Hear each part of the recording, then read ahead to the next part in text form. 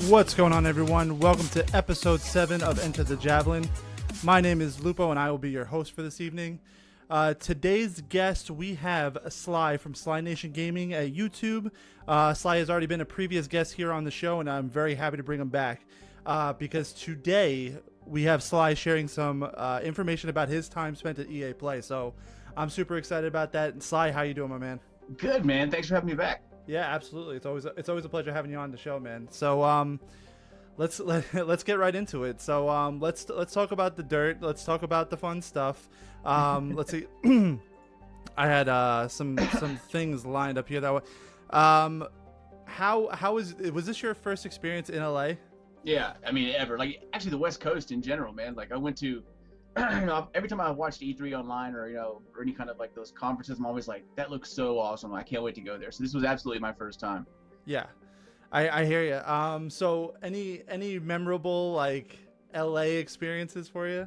I mean, besides, like, I don't know if, you follow me on Twitter, so you've seen all the stuff I posted, like, the living basically right next to the airport and hearing planes every 2 seconds and the sirens and, anywhere in LA, like, for traffic wise, if you want to go anywhere, you have to always plan an hour in advance, even if it's like, just 5 miles down the road. Because where I stayed in LAX, the EA Play conference was literally only eight miles away, and it was an hour and a half drive with an Uber driver to get there. Yeah.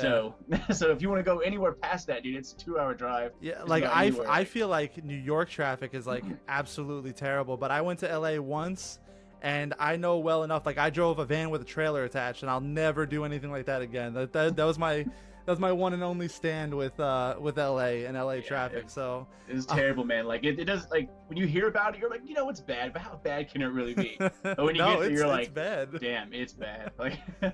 Yeah, I did the whole trip from Orange County all the way up to the all the way up, and it was just absolutely terrible.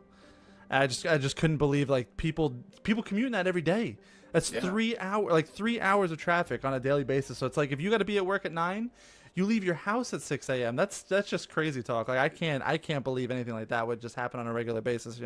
They're, like, so offensive too, man. Like, there is no defensive driving there. It's all offensive driving. Oh yeah, like, yeah. Like, you literally, when you cut people off by, like, inches, it's expected. Like, that's, and there's 3 different type of honks according to the Uber driver. There's, like, the beep beep. As, like, a kind of a kind gesture to go ahead or something. Then there's a lay on the horn, and then there's, like, the 3 taps or something like that. He was going to all these different LA traffic rules. Yeah, I was just like, wow, that just sounds like a terrible time. I was like, no wonder people die at, like, 40 years old from heart attacks and stress. Like, this is crazy. This is exactly why. Yeah, this is exactly why LA traffic is why. So let's get into the EA Play experience. So yeah, man. Going in, did everything meet your expectations? Do you like have this idea of what it was going to be, and then, like, something drastically different happened, or was it kind of like what you expected? Yes and no, man. Like, it's because it was a lot bigger than I thought. Because I had plans to try to do the Bethesda conference and everything after EA Play, and but when you get there, you realize that the actual LA or the E3 show itself is located in downtown LA at the convention center.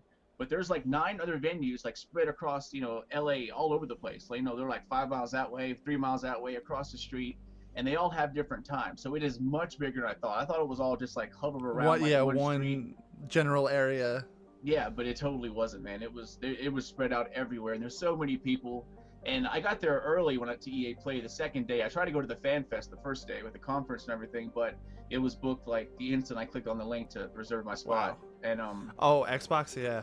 I know a lot of people were, like, really looking to get into it, and then it's like there's no room to get in, so yeah, but I mean, all of them, like Xbox, Bethesda, conference for EA, all of them were just like, as soon as you look, it's gone. How do you actually click the link fast enough to get in? I have no idea. But yeah, and then when I got there early in the morning, it was like empty. Like, I don't know, like, I sent some pictures on Twitter, and there was, it was sparsely, like, I expected just seas of people everywhere, right? And for the first hour, it was nobody. Like, I could get up to just about every game except for Anthem and Battlefield 5 almost instantly and just play as much as I want.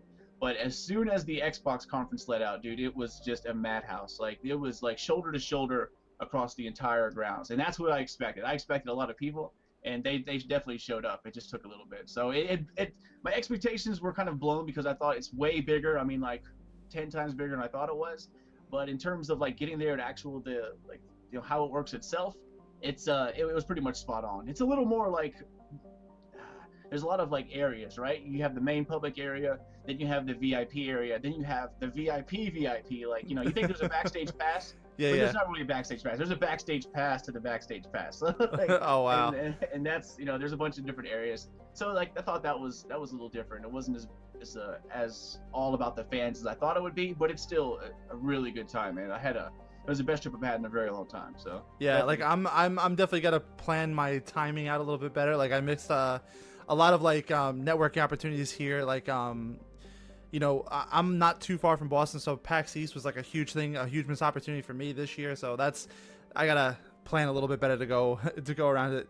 yeah, definitely, man. It's worth it. Like it's hard. Like you kind of have to, when you want to go meet people there, you have to preset it. Like because I got lucky meeting some people there, but that's only because it was luck. If I really wanted to go to like just to network and meet some more people, you kind of have to preset those things. Yeah. So because it's just so many people, so busy, everyone's trying to talk to everybody. And I met a couple of cool devs. And I met a Casey Hudson, but it was all just by happenstance. I was about to say, man, like that's like you saw the Godfather himself, man. Like yeah, dude, it was like I walked by him and because he just did the thing inside, like the conference inside the Hollywood Palladium itself. That's like broadcasted everywhere. And then he was about to go on stage in the main grounds, like where all the games were. There's this humongous stage where they had like performers and DJs and all that kind of stuff. Yeah. And they cleared the stage at 4:00 for Casey Hudson for another Q&A with Mark Dara and like another guy. And he was about to go on there, but he was sitting there talking, and I was like, "This is it. I'm going." So I kind of went my way in there. It seems like they had more like panels than what they let on to believe. Like we only saw what was on stage during the actual EA Play event, but I guess there was more than that, like more the people watching. Yeah, just about every hour and a half, 2 hours, they had something going on stage, like some kind of developer Q&A, some kind of behind the scenes look, and like most of the if you wanted to get intimate with like the big developers and all the GMs and stuff, you had to be in the VIP area to be like where the conference held place and all that stuff indoors. But they had a couple sessions like 2 or 3 times a day where they actually came out to the entire public, to the crowd. And that stage right there, they would come out after that and throw shirts at people and get to ask questions. But there was a lot more than just what was televised. Every 2 hours there was another kind of presentation going on about something. I saw the really awesome like Anthem shirts that Mark Dara and John Warner had, and I was like, man, where can I buy these things? And like still haven't found a place to get these, and I'm like, oh man, I really want that. I was so close, man. They had a bag, like a garbage bag full of them after they went on stage, and they were going to throw them out to the public. And like I had my hand up, and it like hit my hand, and it was like boing. So I almost had one, but it didn't happen. But yeah, they were pretty cool. I've been looking for a while too. So your impressions of what you saw. So you got to sit in the theater and see 4 developers play the game. Yeah. Professionals as they called them, like. I mean, they were I mean, how when you watch somebody, they're always like, especially like when Destiny does something, you see them play and you're just like, really? You kind of got cringe. You're like, let me play, man. I could do so much better. Like, yeah. They're aiming slow or they don't use weapons or abilities and stuff. But these guys were on point. Like you could tell they were just like you and I, right? They were just straight up gamers. They did exactly everything I would do.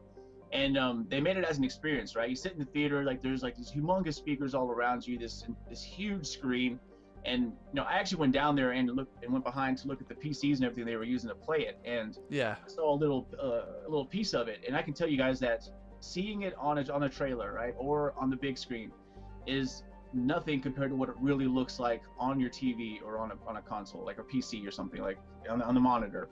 It is 10 times better. Like the detail, like the graphics, the frames, everything is just incredibly smooth. Yeah, so it was running 60 frames at the presentation, right? Like when you guys were there, you saw it 60 frames, like full fluidity, like. It was, but the screen they had was so big that it wasn't really built for 60 frames. Yeah, you didn't get the proper justice for it. But they like, someone said they had their dual 1080 Ti's in those things, like.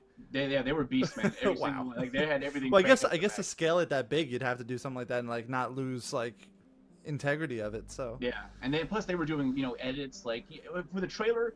Well, they tried to keep the presentation just about the same for everybody. There were some deviations, but they kept pretty much the same track as the trailer that you guys saw. Yeah. Except, of course, there were the extended looks, like, you know, 2 huge parts in between, and then of course the boss fight at the end, where they, you know, they went on for a long time. But even before those parts, to see those extended looks, they still kept the same track. Like, you know how they jump over, you know, and then they have the wyverns and that tower and everything. Yeah. You know, they still went to the left and dived by the wyverns, and they still edited ahead to where the ranger was going to the titan. They still try to keep it as close as possible to what the trailer showed. Probably just to make sure, you know, nothing spoiled out or, you know, something like that. That was just what they were rehearsed, but they did a pretty good job at it. Yeah, absolutely. So what's your impressions? What's your general impressions of like what you saw? Like they did a good job of displaying it. Like they didn't like, you know, tiptoe around it. They wanted people that actually played the game and knew what they were doing to really display the capabilities of the exosuit. So yeah. What's your impressions? Like, you were excited before. The biggest thing that I've seen with people that have either seen it firsthand or played it firsthand is how unbelievable it is comparatively to like the idea of it, number one, and what we've seen previously. So what are your thoughts seeing it that close? It's like, you know, you have your expectations set, but you're always getting ready for that buffer zone, right? Like, you know, like, here's my expectations, but you know, they always hype it up. It's not going to be that good. But when you get there and you look at it, you realize that they are just going all freaking out for this thing. Like the graphics, the detail, the amount of like just nooks and crannies in the game, the flying. I talked to a playmaker down there named Josh. I don't know his YouTube name. I never caught it, but he said that the controls are the best of E3. He said he's played every game. He said this by far has the best controls, the most fluid feel. Like they were crisp. Everything just felt so right and natural. Like, and he just kept going on about how awesome the controls are. I wanted to ask him more details about other stuff, but he just kept going on about the controls, man. The controls were so good. I was like it seems like a lot of people did say that, because I was actually watching a video today that MTash did, and he got an early build in January for the game. And he said that was one of his biggest takeaways, that the controls weren't fluid enough. They're still kind of clunky, but he said this particular build was drastically improved, and that was the thing that you heard from everybody. Like Rick Hack has said the same thing, JV said the same thing, Dado said the same thing, Jack Frag said the same thing, that the fluid motion now is so much better than what it was before, and that these things, you know, are far superior to most of the games out there right now. You know, it's not, you don't have like a 360 degree thing right now. You have a 360 by 360, you know, like yeah. You're like, it's like up and down and around, you know, full circle. Yeah, there's a bunch of different levels. Like the scale is massive in this game, man. Like, just incredible. Like they actually showed the map of the area, and you saw, you know how like a lot of like, you know, Skyrim, for instance, has like provinces or kind of areas that are grouped together, yeah, and they have outlines. Well, there was 6 outlines, and we were just in this little speck on this map, right? Just this little speck, and it was huge, you know, and it was massive. I mean, just that one area where you, like we talked about the wyverns, when you jump down, just that area alone, the detail, like the amount of animals, the flying things, like there, like I was talking about another Anthem Insider the other day, there was no texture popping at all. Flying so fast, covering so much ground, no texture popping, animals, I mean, things everywhere. There was just so much going on, and the experience they set up with all like these huge speakers and the bass, I mean, I was just captivated by it. And yeah. when you get up close, and I actually looked at it on the PC screen or the monitor, it's even more. It's, even though it's smaller, it's even better, dude. Just the detail and the fluidity of everything is just outstanding. Like they went all out. Now I don't know if this is a vertical slice or not. If they just, you know, took this, if this is like part of the actual game, or if they just took it out, you know, as a demo, just this little area. Well, I don't want to use the guy's information as like Bible at this point, but I don't know if you saw like the things from the guy Triller on 4chan, or if it's 4chan or NeoGAF he was writing it on, but he was one of the guys that actually put those things together. Like he was commissioned by EA to make these, you know, make these particular trailers and stuff like that for Anthem, and he said that like this is beyond vertical slice. Like vertical slice is what we saw that last year, but we are now beyond that point. Like we're looking at more realistic, like more physical, tangible of what it's going to be like moving forward. Okay, good. Yeah, I didn't know that. I didn't hear about it. I mean, so that's definitely encouraging. So you didn't see the interceptor, and that's a little discouraging, and it's kind of Oh, see, yeah, Bags is talking in chat. Was Resetter. I mean, NeoGaf is the same thing. Resetter, Yeah. NeoGaf. NeoGaf, 4chan, it's all the same stuff. I mean, 4chan is like the darkness of the internet. It is, so, but it became the darkness. It's the same idea. but did you see more of the storm than what you expected, or did you kind of like have this expectation that you'd see more of the other Javelin classes? I mean, they definitely focused on the Colossus by far the most, right? Mm-hmm. Believe it or not, they actually showed more of the Storm than they did the Ranger, which I thought was kind of interesting. Yeah, and well, I think we got a decent bit from the initial trailer at E3 2017. Oh yeah, absolutely. But that was a year ago, and so much changed within that year. And I expected just like an even playing time through all of them, but they showed a bunch of different things. Like, I don't know if you saw the video that I posted a while ago about the Storm doesn't have a cooldown when it's hovering and everything. Yep. And they showed that the teleporting that was new, that it could do that throughout. I mean, all the abilities they went through, how it flew, like, because it kind of like more hover flies than actually like boosters, right? Yeah. So like it has a different way of flying than the other Javelins do, and they showed a little bit of that, they just kept switching back and forth, but not so much of the Ranger. They showed a couple, like the freeze grenade. That was a new thing they showed, but I think they showed that for the combo purposes. But yeah, it was nice to see just like a good mix of all three of them. Yeah, well, it was actually nice to see the two Colossuses like set up, or Colossi. I will say Colossi. They're spec'd differently. Like, one was more of like an upfront melee damage, and one's more of like a range attack. So it just shows that the customizability of the Javelin classes that they want to portray in the game itself. So that's something encouraging. We had two Rangers the first time around, which I don't know if you noticed, but they showed the helmets. So the Kim helmet that they use in the E3 2017 is the helmets that they have on the Sentinels, and the Sentinels are like the police, like the Javelin police. Yeah. I was actually talking about that the other day, but I couldn't think of the name. But yeah, I know what you mean. So like that was interesting to see. Like I like these little tiny tidbits everywhere of like all this information. Like I sat in like system shock for like 3 days. Like, what is all of this? Like, so much to take in. Yeah, you could just like freeze a frame, right, and then take away like 3 new things I didn't know about. Yeah. And that's one thing I was talking about it the other day with Bags. I wish I would have brought a pen and paper. Like, he made it such a good idea that I didn't think about, because when you first get in there, they explicitly say, because there's 5 devs, right, 4 on the computer and 1 dev's talking.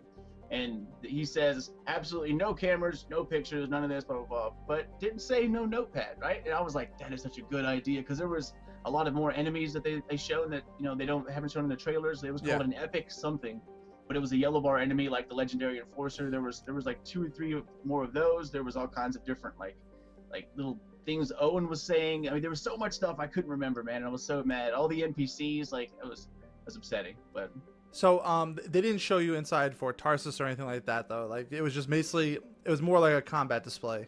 Yeah, well, they started off in the Strider, and they show you a lot more of the NPC banter, like in the beginning. They showed there's like 4 people inside the Strider when you start off, and you talk to your pit crew for a little bit, and then you're taking care of this acid thing. So you walk over to your suit, which is at the back of the Strider, and then when you walk up to it, you kind of like pulled into it into like a set menu. You hold X, and then another menu comes up, and and they got away really really quickly from it, but it said crafting, something else, and I couldn't see it. And then they exited out, they hopped in the suit, and then that suit has like an elevator which takes you to the top of your Strider. Like, in the trailer where they run off the top of it, that was the Strider itself, and that's where it started. So there was a little bit of a deeper look at the beginning, but yeah, you're pretty much just the combat right after that. I think it's going to be really interesting to see like how everything plays into it. Like, I want to get the game in my hands already. Like, I'm like super anxious. This has only made it worse. Like, yeah, absolutely. seeing so much but so little. People seem to have like a hesitation that we didn't see a whole lot, and I feel like we did. It was short, but there was a lot of information and a lot of things that people don't realize were there. Yeah. To really take that stuff in and really be able to say, like, this is what we're going to get in the near future. I think there's a good trail moving forward, which I'm sure they didn't touch on at all. Like, what their future plans are for showing more stuff or anything like that. Like, we got a new Game Informer article today, and they have the cover story for this month. Yeah, I just saw it as I got in like 20 minutes ago. I'm about to go read it after this. So. Yeah, it was a short video, like just kind of detailing the overall basics of the story. You know, Gamble and Dara just kind of talking, shooting the breeze a bit. But I mean, I think it's good to show the, you know, the top brass right now. Like, we didn't get a lot of that for Andromeda until like the month before. Yeah, and then they just released everything like a dump. Yep. It was just like, here it is, Yep. here's everything.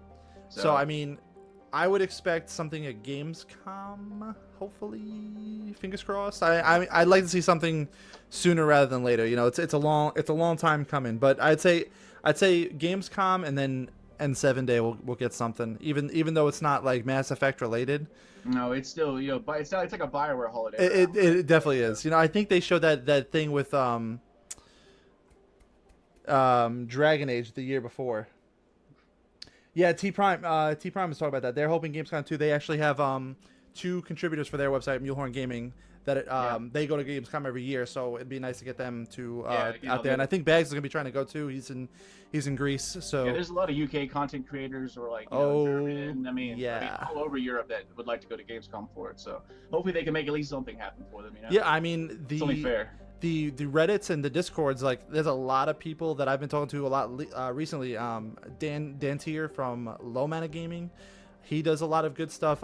Hammer from he does his own content. It's like he does Overwatch lore, which is pretty cool. You know, it's nice to see. It's nice to see the diversity of the community coming in now. Like, you know, it's not just like looter shooter type people. It's people from all over the place. Like, everyone's really excited to see these different things. Yeah, absolutely. Bag says, if they bring it, I'll be there 100% unless I die, which is discouraging at the same time. But let's hope you don't die, Bag says. I mean, you're like a cornerstone of the community now. You can't. We need you. He'd come back to life. Yeah. I mean, what's like your lasting impression of what you saw? Like, is there anything that made you a little more hesitant to what's going on? Is it all 100% positive? It was all pretty much 100% positive. I mean, there's so much more to talk about it. I could fill like 10 shows of it. But like you could tell that the Interceptor, I think, was a brand new invention just recently. It seems that way. Yeah, they just recently said, hey, we need a speedster kind of class, or this class originally wasn't working. We need to fill it with something else. And you can tell just by the way the armor looks and how like it just differs from everything else so much. Because you can tell the first, like the Colossus, the Ranger, and the Storm, they were all made pretty much about the same time. They kind of have the same flow to it, and then you have the Interceptor, and it's just completely different. Like, yeah. I mean, like just way out there. Even like the suit looks a little better, like just a little like graphically enhanced, I guess. But yeah, you can tell that they're still working on that. That was the only downfall, because it's a brand new thing everyone was excited about. Like, yeah, and then I'm sure you saw them in person. They had the life size javelins on the street there, which is super cool. Like I got a picture with all 4 of them standing with. That's awesome. Like I like that's something I wish I could have seen. It was pretty awesome. But yeah, there's like the best part about it. It was towards the end, right? Because you know how they get to the Shaper relics and they talk about well, in the trailer they just kind of show it ends and then you just keep going. Yeah. Well, they actually did the entire like mechanic thing of it, of going through the Shaper relic, turning it off, picking up the echoes, going back, depositing it, killing the ads. And they try to show team play variation there. There's like a bunch of cannons on the very back of the wall, snipers to your left, and there's like 3 teams to your right. And they tried to cut between all the team members to show how you would use, co-op and team play to your advantage, to make things work faster. And that's when they started showing combos out, which, like we knew about combos, but I didn't realize how important they're going to be. For end game and boss play. I mean, Andromeda and Mass Effect 3 it was like a basic mechanic. Like you had to use them and had to know what set them up, what detonated them, or else you'd kind of be at a disadvantage. Especially harder difficulties, man. Oh, like, yeah. You needed it. Like that's just, and I think this is going to be the same thing. Like when you all these other yellow bar, like I don't know, mini bosses, I guess you can call them, like the Legendary Enforcer, that epic other boss that I can't remember the name of. They are tanks. Like bosses in this game are absolute tanks. Like they have so much health. Like think of the Division health and then like double that. Like that's the only hesitation I have about this game. Before 1.5 Division we talked about. They're tanky, man. Like they're tanky, but it's I don't know, maybe not before, but anyway, it was bad. Yeah, it was bad. But they take a lot of health. I'll give you an example here in a second. But like when you get to these guys, they would single them out like at the end, right? Somebody would always be distracting the mini boss, kind of lure them away, and then they would focus on the small ads, get the echo, take it back to the crystal, to deactivate the shaper relic. Then they would all come back and focus on the boss itself, right? Like the mini boss. Mm-hmm. And the cool thing, which we'll also talk about here in a second, was like an MMO-esque kind of style of gameplay started to come out where they started tanking bosses. And I'll get to that in a second, but they had to use combos on these guys because just straight up shooting them was just tickling them basically. Once they started using combos and like double combos and getting them all together, that's when you started seeing really big damage come out. And so they did that for all the bosses. They kind of left those guys alone till the end, kind of wiped them up as a team, and then continued on with the story. But when he pulls out the shield, like to go through the minefield, you see like the health bar of the shield above it. Yeah. Well, they actually, the two Colossus, the reason there's two Colossus in that trailer is because they took turns tanking the end game spider boss, or like the end spider boss. Mm-hmm. How it started is there's a wave of ads come out, you kill them, then the one Colossus would walk up, pop out a shield, and take it, and then move the boss around so it would open the weak spot up for all of their teammates. And then they would just start comboing and hammering everything, and then as soon as the shield health started going down, you could hear the developer down there say, okay, you're up, and then they would switch out tanks to go, and then he would pop out his shield, and now they have two different sets of abilities because you notice they had a flamethrower out on that one guy now, and then the other guy had the grenade launcher and all that other stuff. So they took turns tanking, which I did not expect at all. That was just like kind of like mind-blowing right there, because I knew a looter shooter kind of deal. Like I just thought it was going to be a bunch of rockets, a bunch of heavy artillery. Just shoot everything you can at them and mow it down. But there's way more tactics to this than I think that we realize. Well, that's definitely encouraging, because I mean that was the stronghold, right? They call that the stronghold. Mm-hmm. Yeah. So I mean that's the impression that we've gotten so far, is that's like right now that's what we see as the pinnacle event, so if we want to compare this to other endgame activities, incursions or raids or whatever you want to call them, we need some substance to it, and if it's just going to be some mechanics with, progressively increasing boss battles, then... Well, I think this is going to be, I think that was the one we saw might have been one of, I think there's going to be multiple ones of these, and that might be one of the first. And also in the other talk show we did with Bags, a developer popped in and said that was actually tuned down, scaled down for the demo. Gotcha. So it's actually much harder than that. That's what he was saying. And well, I mean, I could definitely see that. It's like you're really trying to get more of like a taste of what it is, But like that's I mean that's my one reservation that I've had so far, is that they wanted to show like the end game already. Like I don't know. I'm not sure it's quite end game though, because they had the level 4 storm in there, right? And I don't know if I told you about that. Like the 3 of them were level 30, the storm was level 4, and the enemies kind of like could all be scaled to the level 4's level. But I don't know if endgame is going to work like that. I think this might be a stronghold, but it might be just like your tutorial stronghold, like one of your first. Oh, that's certainly possible. That is definitely possible. Yeah, Bags was saying in the chat that like me and him were actually speaking with somebody today, in the Anthem Reddit Discord about the tanking thing, and they're like, oh well, they've said that there's no tanking mechanic, and apparently like in certain MMOs like there is like direct trigger type tanking mechanics, like. If you go to a boss, it'll show you like the percentage of like attention that you have on him. And stuff. Yeah, that's why I said in the but I mean, like if you look at a game like Destiny, you have like Golgoroth and stuff like that, where you are very clearly drawing aggro, but there's nothing like particularly saying like a little thing pops at the bottom that says you've directed his gaze or whatever it was, and then you're able to damage or whatever like that. But I think people have like an expectation of what things like are supposed to be, and then you can kind of just say this is what it is. Like this is aggroing. This is like definition of what aggroing is. Like yeah, exactly. Just because it doesn't show like some big thing on the screen and say, oh look, you're aggroing him now. No, it doesn't always work like that. It was very clear to say this is an MMO-esque or MMO-like. Like like it isn't a clear MMO where you're the tank, and you just take everything, and there's a percentage of aggro that you take, and nobody else can take it, and all this stuff, and you have to get your health topped up by healers. It's not like that at all. It is very much its own thing. But when you have a gigantic shield that takes the aggression of the boss by yourself, I consider that tanking no matter what you play. Definitely. It's just a different style, right? And But to see that, I was really excited about. That was something I didn't expect, and I really do think that was a low level thing. I think once the end game, like, strongholds start to come out, I think you're going to have to be level 30 no matter what. I think that whole, like, being a level 4 and things scaling to you, I think that's only going to be for the campaign, or at least the campaign and open world. And once you get to the end game itself, I think you're going to have to be, the top no matter what. Yeah, I think you brought up an interesting point too, of saying that, like, that might be like the introduction, like, everything else you do, basically everything you do in a game, in any sort of like newer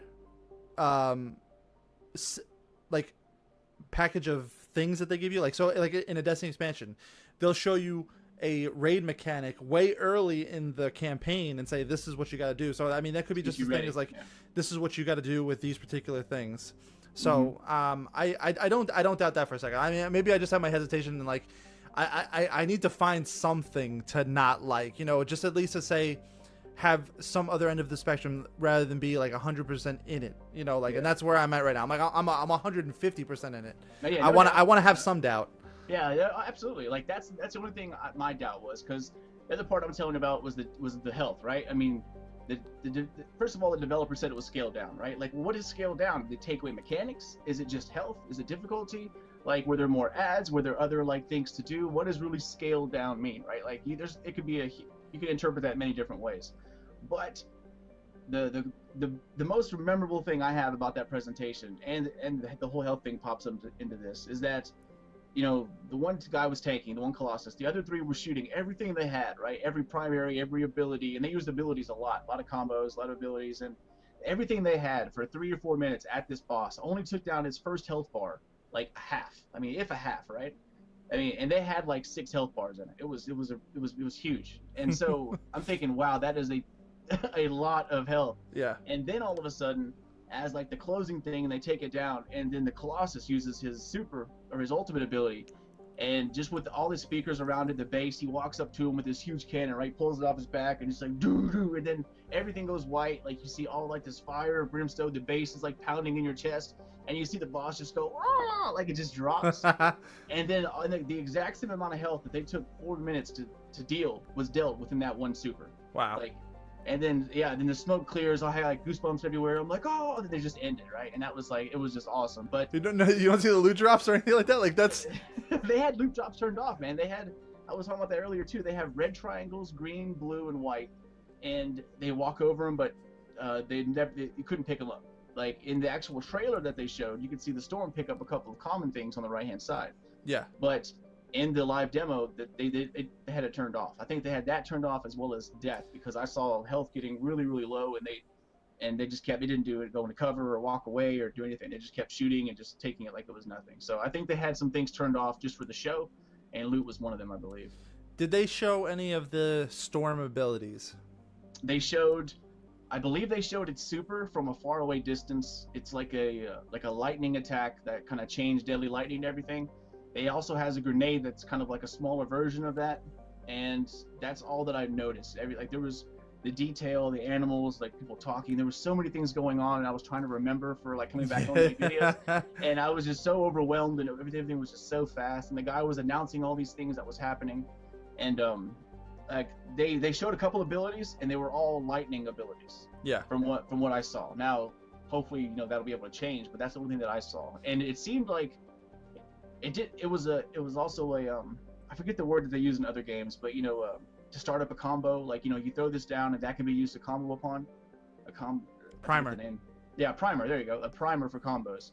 And I think everything that the Storm has is a combo for primer. It seemed like it was a lot of AOE effects, and so we'll have to see about that. But yeah, it was awesome. Like what it was able to do, and how it could hover and teleport around, and just kind of like. Just be everywhere without actually having to worry about your cooldown was awesome. So they definitely gave it a unique kind of role within the team. I was looking at something the other day, and I actually tweeted Mark there about support roles, and they didn't really say much about it, but someone else had tweeted that to him, like what about the support roles, this and the other thing, and he's like, well, we haven't talked about the Storm or the Interceptor yet. So I mean, hopefully, they have some. Hopefully, they have something to do with that. I mean, this game could be something where you don't necessarily have to worry about support roles, but I'd like to see like a buffing debuffing type mechanic, especially if you say like, well, I mean, if you're doing combos, then you don't really have to worry about buffing and debuffing. You just have to worry about priming and detonating the combos. So I mean, that would definitely be. But considering how much their health was, I mean, their health was enormous. So having that plus like a debuff, I think that there would definitely be room for it. But still, even though a support class would be awesome, like you don't have to go down the MMO road and say this is exactly, now that we're doing, support roles and tanking, we have to go down the MMO road, right? You can just do light MMO mechanics and still make it a new fun game to do. And I think that's where we're heading. I think there's going to be some kind of end game specialization because they keep hinting at it, right? Like when you get to the end game, a new options will open up. And I think support roles is going to be something like that. I don't know. Yeah, they don't want to tell us anything. But I mean, that's a good thing at this point. If they're telling us about like they're trying to basically like lay out the end game now, we'd be in for a serious mess. Like just absolutely. Speculating for the next 9 months and basically guessing all the mechanics. And you know where that goes, right? Yeah, absolutely. Then stuff comes out and people get fired, and we don't want that happening. And EA is going to ruin Anthem. That's how it leads. Thaddeus is bringing up a good point. There was a fire ability in one of the trailers that the Storm had, and it's gonna be interesting to see because I think all abilities are attached to like the actual attachments as opposed to a skill tree or something like that. So if you're looking for the shoulder mortar or whatever like that, you got to find that in the world or buy it from a vendor or something like that. So as opposed to leveling up your Colossus and automatically having that in your arsenal, you have to find them, correct? Like that's kind of like the gist that I've gotten from it. Yeah, I'm not sure about the abilities, but as far as like, oh yeah, but that is his ability. Yeah, so I guess you're right. I'm not really sure. I never really thought about it, but I did think it was odd that in the the cinematic trailer they showed him shooting a fireball, but yet everything I saw was all electric related, right? And so I thought that was kind of interesting. I don't know if there's going to be like, do they split off or if you have to find these things or how that works, but it definitely goes to show you that there is a lot more customizing and a lot more like play your way in the background than we think there is so far. I mean, like that's what Destiny said they were going to do. That's what Division said that they were going to do. And to see somebody execute that perfectly, to basically have everybody be different, that's the dream. Tough. That is the dream. It's the dream, and it's tough, man. Just like flying. Flying was name a game that was a ground-based shooter that did flying, right? None of them. I mean, Destiny was a Clotus, and you're floating. You're not even flying. Yeah, exactly, right? So and they pulled that off, amazingly. So I'm thinking that they've been working on this thing for a while now, and I think they've learned enough from everybody's mistakes to where they might be in a good position to pull some stuff off. So I'm excited to see what they have behind the scenes. Yeah. Celtic saying in the chat, Celtic Surfer, Storm will likely be able to switch between elements. Yeah, but like they haven't really laid everything out about how different abilities are going to work. Like they say that you'd find these things in the world or whatever. So they're going to let us know soon. I hope. And soon, I mean maybe in the next 2 months or so. But it's all just guesses. And I know, like I'm sitting here like on the edge of my seat, like when they're gonna tell us more. Like I waited a year and now I'm like jonesing for the fix. Like hit me right here. Like put it up. Yeah, it's one of those things where it's never enough, right? Like no. you see what you wanted to see for the last year. Like, oh, this is awesome. After you just dissect everything, you're like, I need more, man. Like, come on, like bring it out. I know we were talking about that the other day. Like someone asked Bags, like he's like, are you important? And Bags like, oh yeah, I write for the website, and it's my website. And I was like, yeah, Bags holds the record for watching the trailer the most times. So, yeah, I remember that. Thaddeus, I saw about the concept models, the 3 different elemental types, and that's what I meant earlier. Like I saw electricity, he was shooting a fireball, and there's definitely going to be the other one, but I'm just not sure how they unlock, right? Like, yeah. Can you just choose one as like your base Javelin, or is that a freelancer perk? Another thing I thought was cool is that they both upgrade, right? There's a level for your freelancer, they upgrade differently, and there's a level for your Javelin. That's also a whole new set of things. So combining those together, there's so many possibilities you could go. Like, but I was watching an interview today with John Warner, and he said that like ultimate abilities are static, like they don't really change. So if you could change like the storm to the different elements, like how does that affect your ultimate ability? Like do you get a different ultimate ability, or do you have the same ultimate ability that kind of like does different things, or like it's gonna be interesting to see. Like, you know, I think that was one thing that Destiny 1 did very good, is that you had these skill trees that kind of affected everything a little bit differently, you know. And if you kind of pigeonhole yourself into one thing, like if your ultimate ability is only your ultimate ability, it kind of loses some of its flavor a little bit, you know. And it's charm to it. So I don't want to say anything negative, but I want to find things negative. I want to be critical of things, you know. But yeah, it's an interesting place. Want to see the ability trees. Yeah, I agree with you. Absolutely. Yeah, that's exactly what I want to see. Like, just so much you can tell by the little art pieces, right? Like the little pictures they show when it goes down to this, you unlock that. Just that little art will tell you so much. Yeah. And just seeing that would be awesome. Borderlands style flavor. Yeah, I mean I think Borderlands did like the MMO Lite customizability very well before the MMO Lite was even a thing, you know.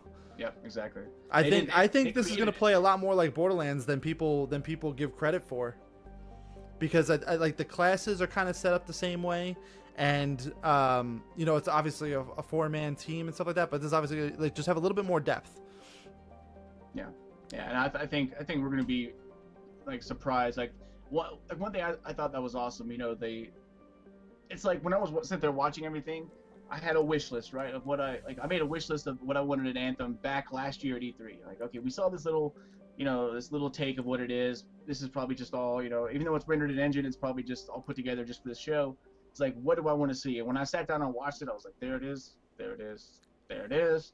And then I saw that ultimate, that like the Titan, the Ancient Guardian, like we actually went by it, and she kind of flew up and then flew right between his legs and did like a spiral thing, so you can kind of see it like up, and it was amazing. I was like, this thing is massive. Then I shot that laser thing at it, and the bass was rumbling as it shot, like you could hear it in 3D. I will say that like the some of the sound effects that I've heard so far are just absolutely incredible. Like I give Destiny a lot of credit for their visuals and sound effects. Yeah. This looks 10 times better, and I really can't wait to have it in my hands, because Mass Effect always had great sound effects and abilities. Same thing like Andromeda. Like, people can talk bad all they want about Andromeda, but the combat, the visuals, the sounds, those things in that game were just amazing. Like I don't care how badly people talk about the game. Like, all of the things in the game itself were great, you know. And it's discouraging that it went down the road that it did, but here we are. Another topic for another time. I can get into that rabbit hole. I know. Like, we have multiple times. Absolutely, yeah.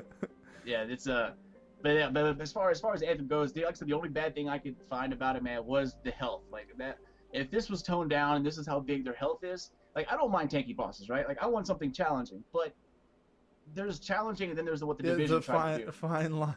Yeah, and there's between just shooting him over and over, and next thing you know, you're just like kind of just spamming the button, like waiting for it to like end, right? Shooting up in the air, sleeping. I've been there before.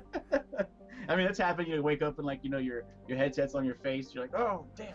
But, you're the only one. You're the only one in the abyss. Yeah, right. Only one for that. But yeah, that's one thing that worries me, is the amount of health present. And like I said, unless there's other things that they took away from that gameplay, like they didn't want to reveal yet, that's only because maybe there is some kind of, like, you know, because they only showed half the boss fight. Once they got to the end, they cut off, and they used the super and it was done. So I didn't get to see the whole, you know, other half of it. And it could be that something drops out, like, you know, a damage buff, or like a weapon that drops or something that you have to use, or I mean, there could be numerous things that help you with damage a relic that they don't of want to sorts, show. you know. Yeah, something like that, exactly. That's pretty interesting.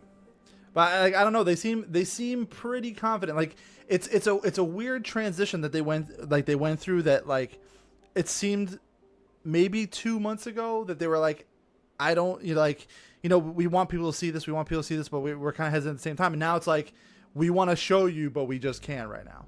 Yeah. So yeah, it's a weird transition that they've gone through over the last month or so, maybe 2 months, that they're a little bit more confident in what they have right now, and they've received tons of accolades at E3.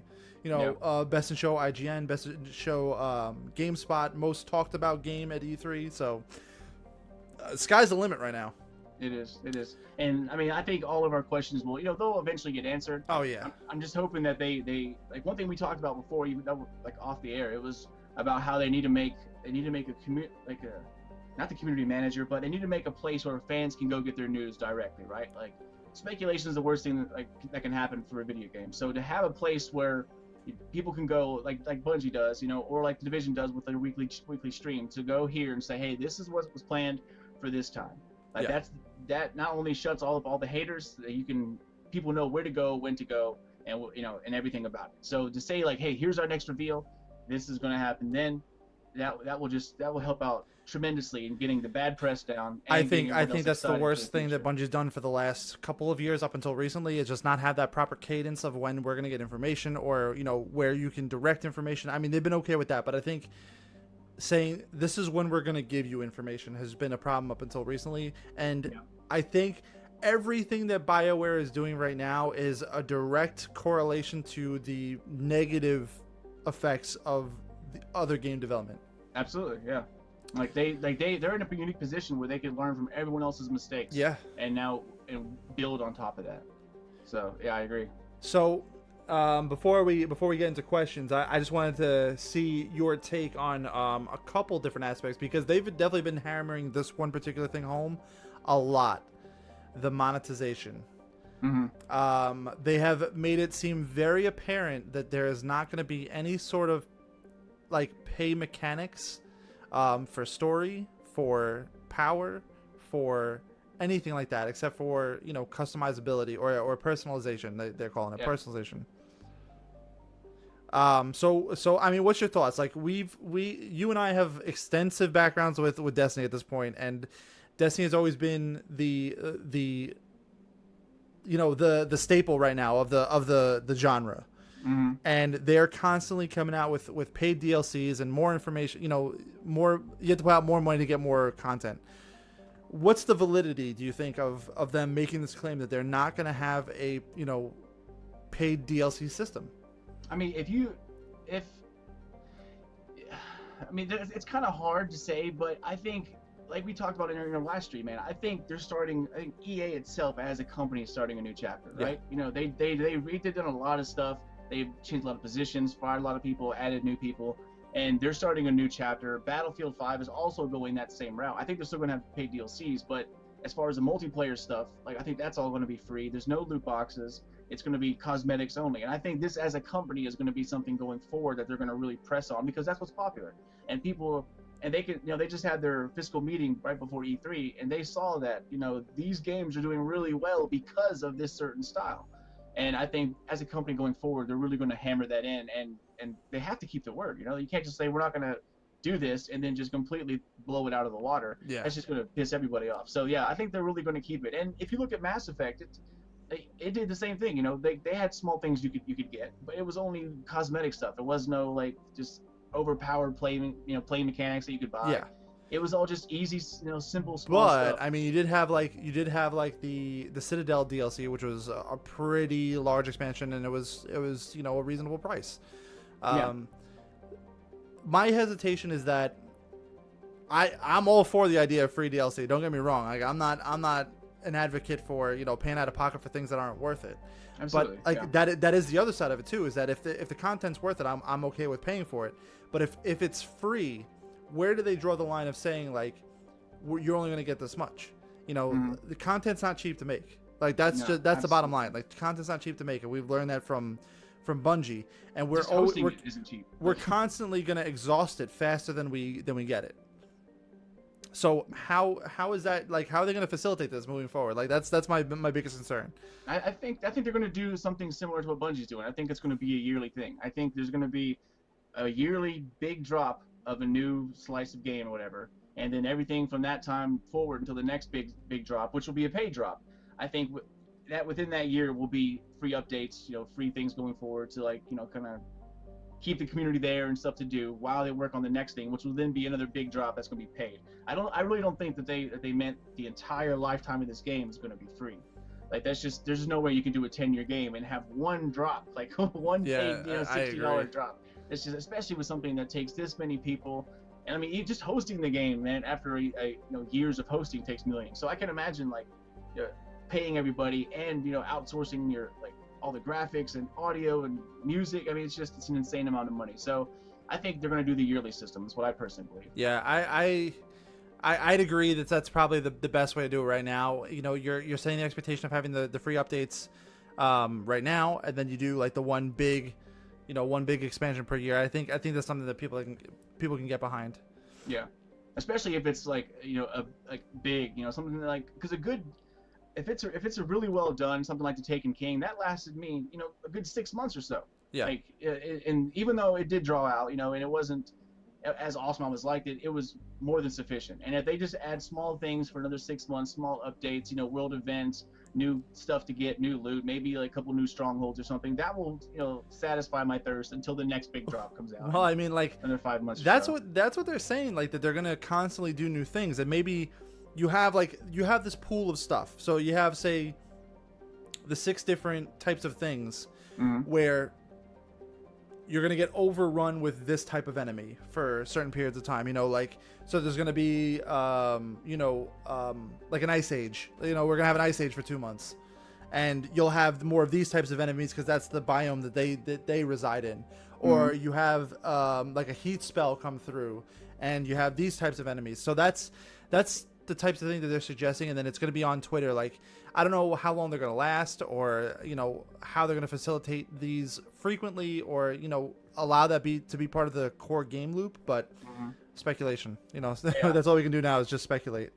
Yeah, they like, I know they talked about one thing over there, is they said that Anthem was built in such a way that like they could change one thing within the server and it goes live to everybody instantly. If it's nighttime and in the world, it's nighttime for everybody.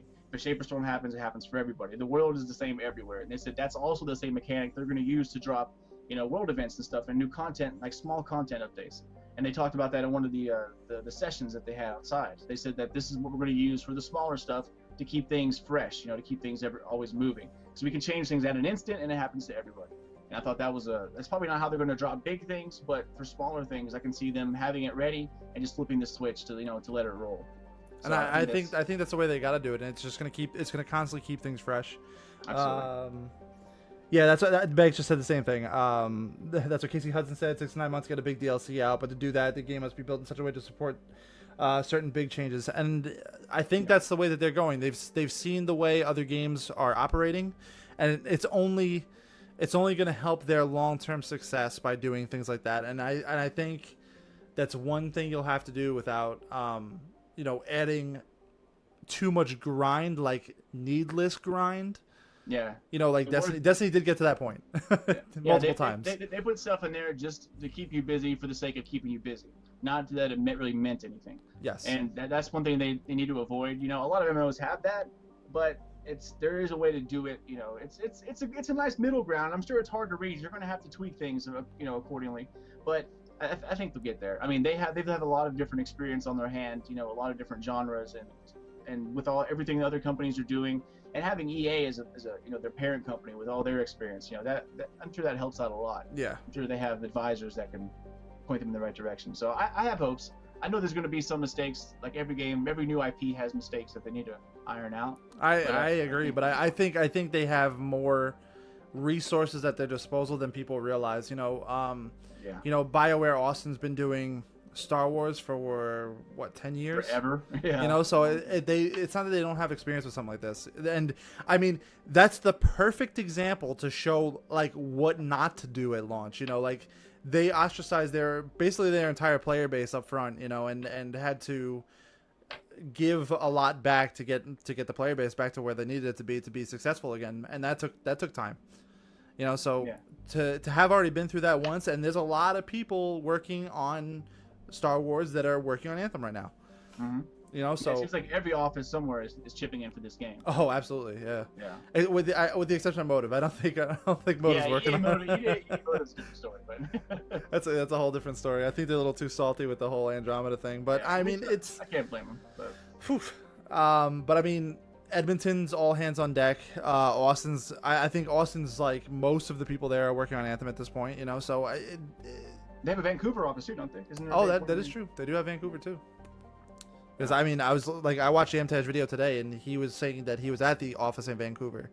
So, Yeah, I remember that. There was three of them, wasn't it? Like him, More Console, and Javelin or something went up during the winter time to check something out. There was Oh, I mean, that was the speculation, but I mean, they never really said anything about it. Also, be the studio that finished and shipped the game. Gotcha.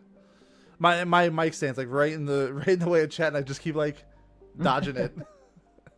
Yeah. I'm just like new setup. I'm trying to figure everything out. You know, it's a whole new experience. Every time you get a new thing, you gotta change everything, and I got like many new things at once. So working out the kinks here. All right, so we're gonna show this week's Twitter poll, and then we're gonna get into questions. So this week I asked, what are you looking forward to most in Anthem? A BioWare story, playing with friends, loot, obviously, or to fulfill your Iron Man fantasy. And playing with friends won by a pretty wide margin, and fulfilling an Iron Man fantasy came in second place. So not a lot of people wanted the loot, which is pretty surprising, because I mean, it is a looter shooter, but that kind of goes together with playing with friends, you know. So yeah. Oh yeah, absolutely. But I mean, like, I'm a loot hound. I love loot. I love doing things with loot. Absolutely. Get you moves back down over here. I just resized everything before. Where's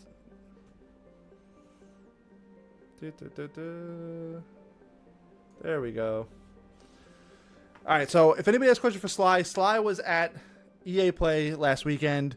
Got to see the demo in person, got to speak with some of the devs, and learn more about the game that we're going to have in the very near future. So questions are here. If you have questions for me, ask me why I wear these silly glasses. That's fine too. Are those gaming glasses? They are, yeah. The yellow tints. Yeah, it's actually cool. I have a program that sets up on my screen to filters blue light after 9 p.m. So I thought that was. I try to tell that to my wife. My wife like stays up all night like watching the iPad and stuff like that. I was like, you gotta put the film on it or something. So they actually, iOS I think 11 built it right in. So now they're like set right up. Yeah, there's programs you can do that have that. So yeah, I mean that's one thing I told you about when I first got back, right? Like whenever, like if you plan on doing E3 next year, we need to get together. We need to make the schedule. You know, chip in to get a hotel that we can stream from and everything, and do it right, because it's an experience, man. It's something you will not forget. I agree, man. And I'm jealous, and I'm annoyed that I didn't have the time to take, because I definitely would have. And terrified when you get back. We'll need pens and paper. Plenty of pens and paper. And sunscreen. Yeah, dude, I got crispy out there. The sun in California is weird, right? Like in LA, they're right by the coast. It was 69 to 72 degrees. I mean, it was beautiful weather, right? You go to Hollywood, which is 8 miles up and more towards the valley, and it was like 92 there. Just 8 miles difference was that big a swing. And then you go over the mountains, it was 110. Like, yikes. So they're just little section within California, Southern that where it's beautiful, but that sun, like as soon as you step out in the sun, you can just feel your skin bubble, right? It's just like it's like the ozone over there is like, you want to get some smog here. Let me help you out with some holes in the ozone. Oh my god, it was very strong. I couldn't even imagine. Like I think it's bad here in New York, but we only get it bad like a couple months of the year. So it's like July, August, and some of September is bad, and that's about it. But I mean, like it's like 100% humidity all the time. Like from like May on, it's like 100% humidity. Like it was 70 today, and it felt like 90. So 70, dude, it was 101 here in North Carolina. And that wasn't feels like. Feels like 111, but yeah. It was hot, dude, hot. So yeah, I'm not a big fan. Like I stay indoors at all times, as you can tell by my pasty white skin. Just try not to leave the house, man. That gamers don't do the sun. That's a hashtag. No. Like that's like having an office job, sitting in front of a computer. That's like I have to wear these now, like at home, so like I don't kill myself. I have like no eyesight when I get older. Bags just put a link in there. Hang on. Too many screens.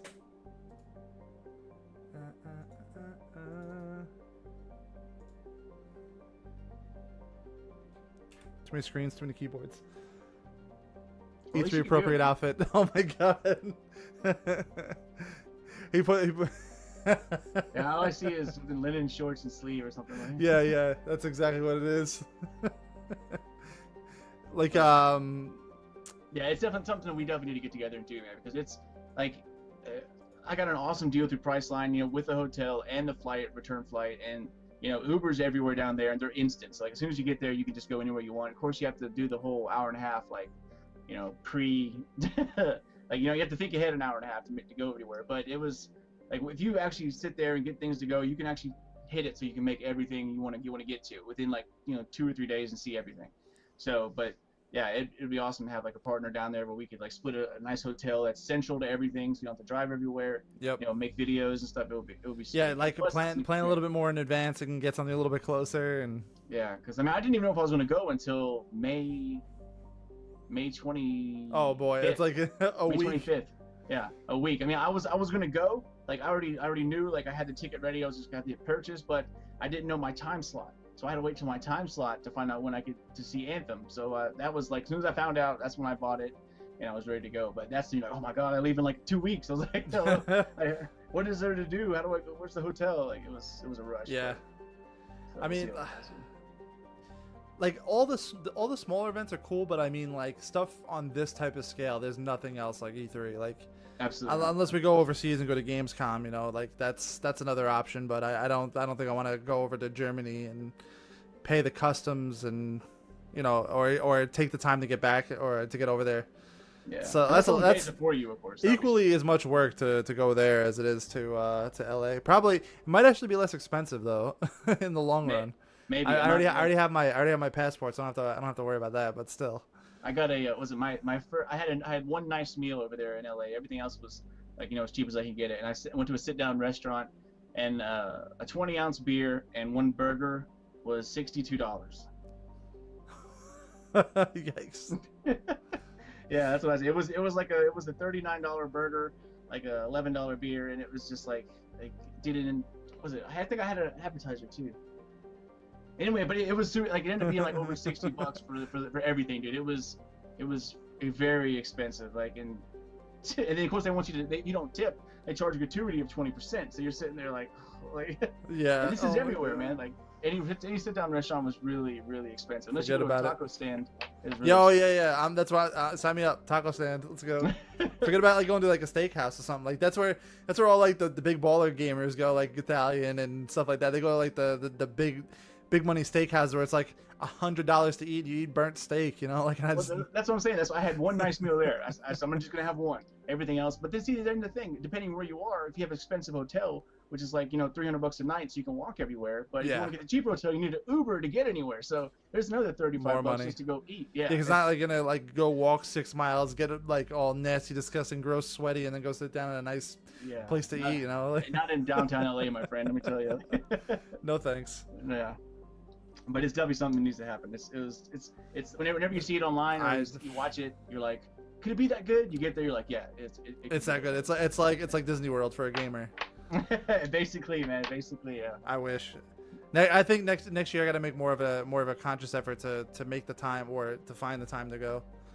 Yeah, nothing else, man. Just do it the hardcore way and squeeze in a couple of days. Just get down there, do what you do one day. I mean that's what I got to do. I could have conceivably done it, but just didn't want to like stress out with the timing of it and like basically taking a flight there, getting off the flight, going watching the thing, getting out of the place, going to catch another flight and then coming back. So it'd been like a $900 trip to go for 24 hours. Like that's would have been my option today. I mean, if you can do it, it's definitely stressful, especially with driving everywhere and catching an Uber that's out of your hands. You got to let them get you where you want to go and hopefully they get there on time. But it's definitely worth it.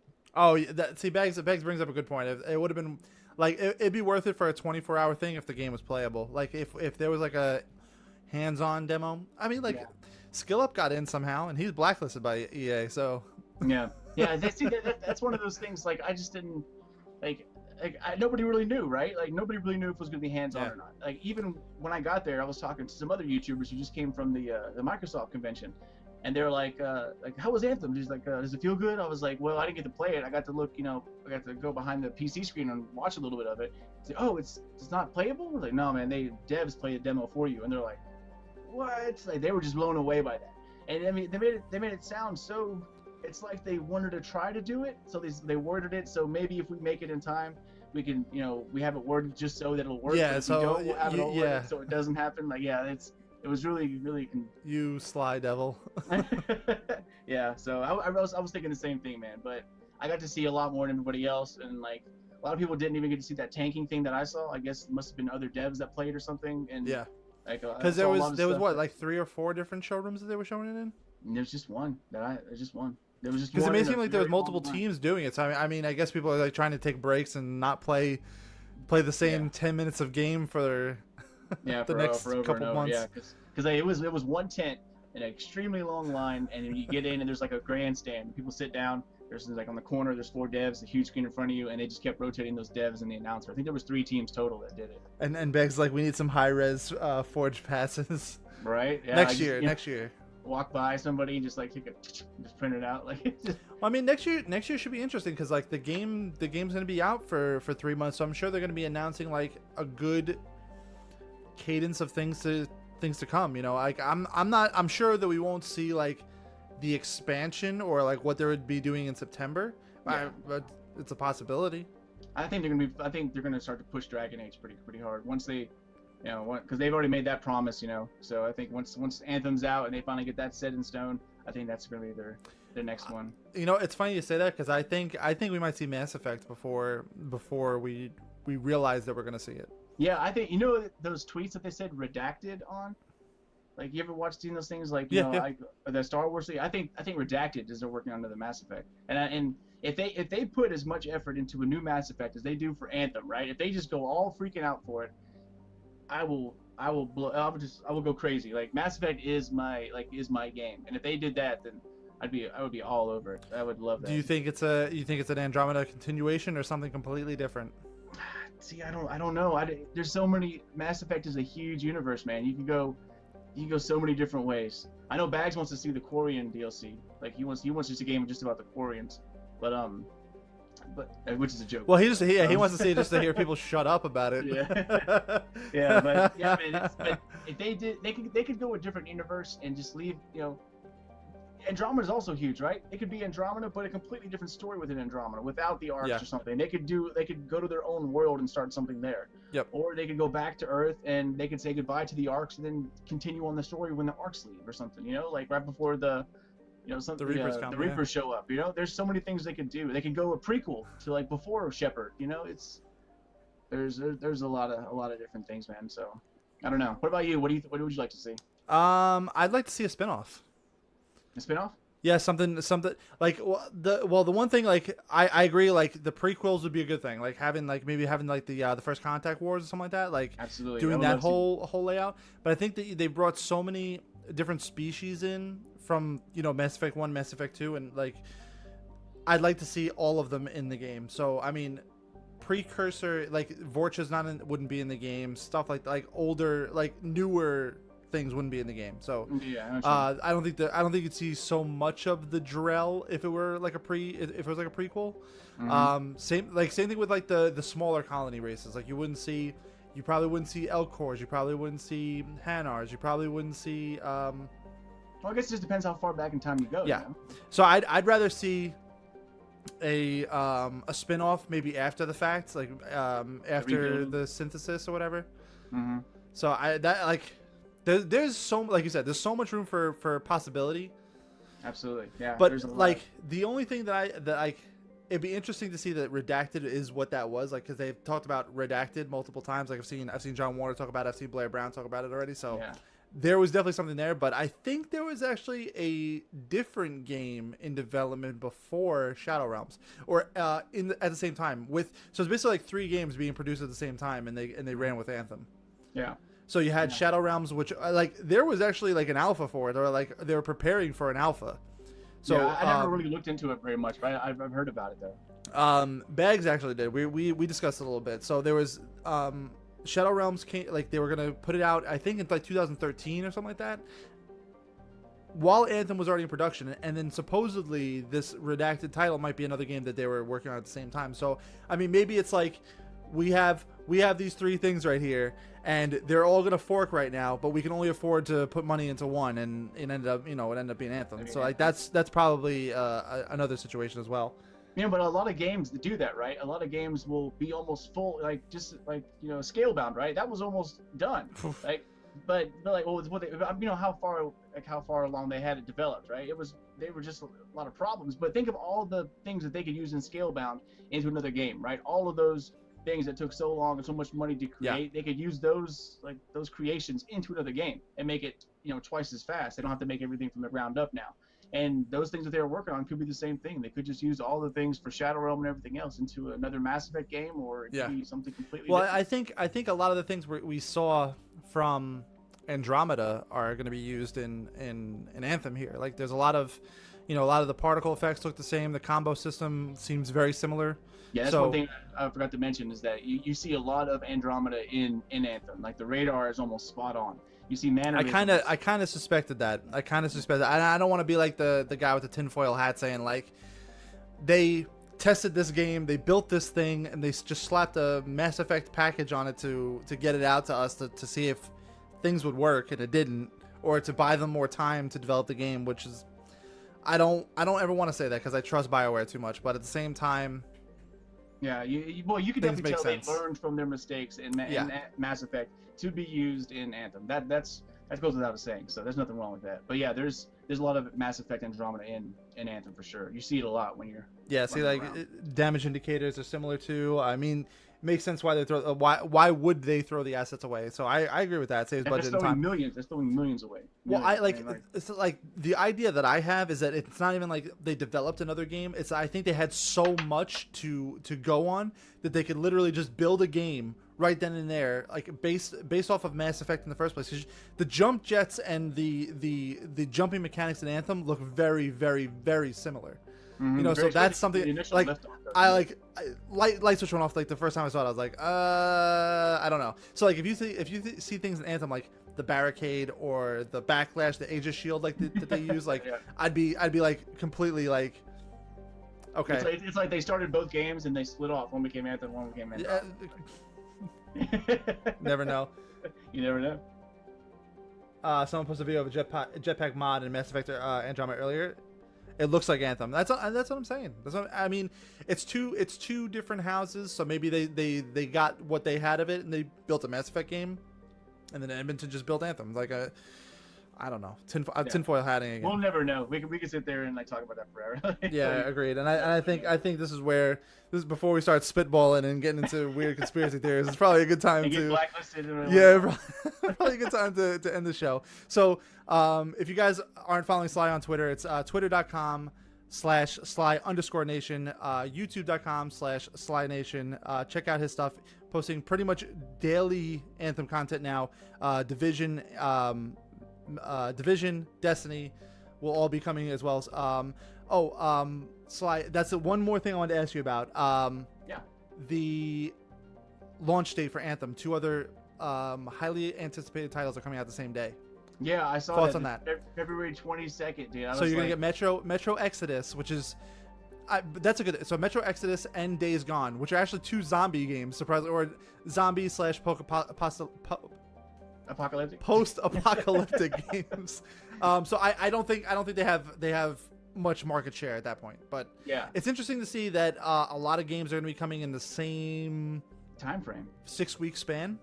Yeah, like as soon as they announced, like you could hear like not the gasp, but in the crowd, like like they saw the date, they're like, wow, this is the same as like all the other 3. Like there's a lot coming in that.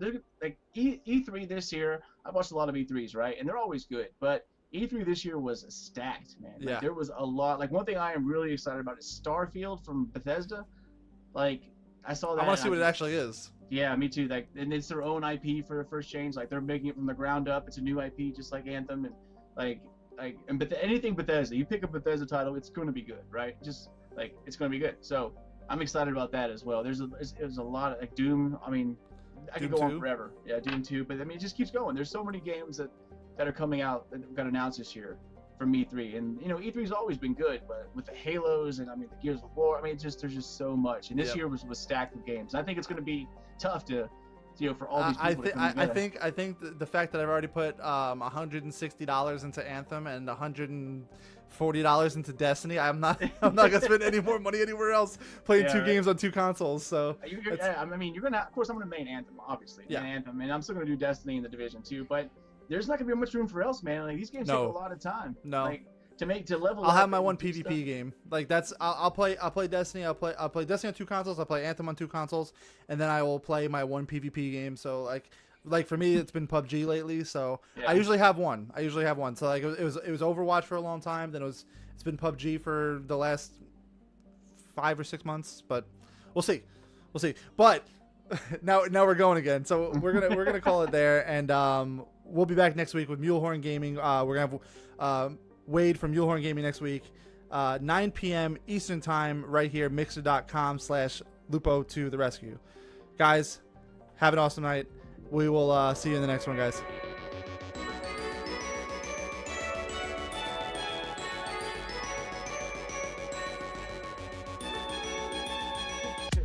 I can't hear you.